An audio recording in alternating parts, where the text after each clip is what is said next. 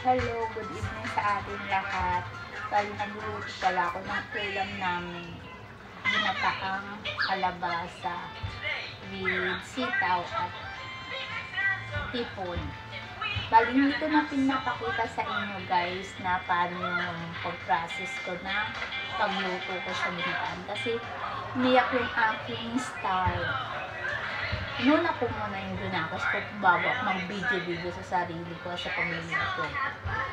Mini vlog lang naman ito. Kaya malapit na itong maluto. Kaya pasensya na kung hindi nyo nakita. Dahil dalawa lang naman kami ulit. Konti lang na naman yung niluto ko. Yun, hindi pa nga namin nauubos to.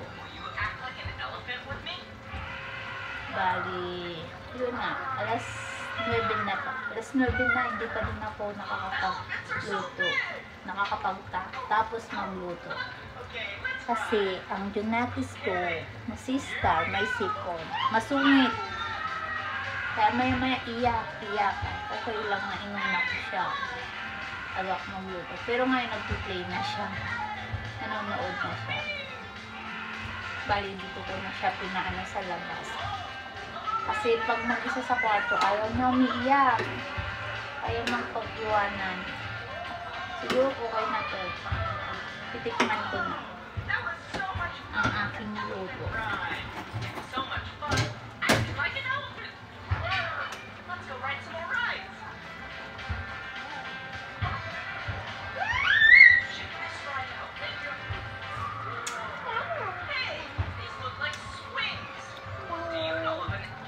Okay na. Masarap na siya.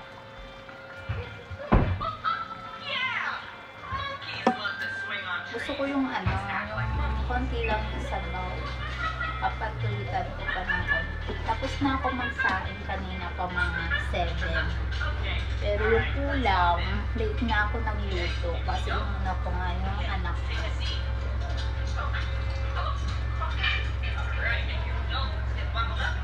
Nakatulog siya kanina kasi habang nagsasain ako, kaso biglang nagising dahil nga pag may sipon kaka-start niya yung sana mawala na kaagad yung sipon niya.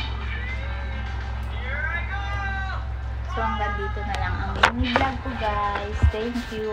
Ayan na yung aking niluluto.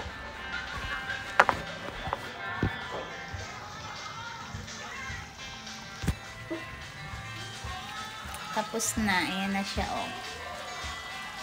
Malapit na akong matapos. Alam niyo ba kung nasaan yung aking junakis? This one. What? Yan yung aking junakis. Tanya na. Si makulit kong junakis. O, sige na guys. Bye-bye. Thank you. Susunod ulit.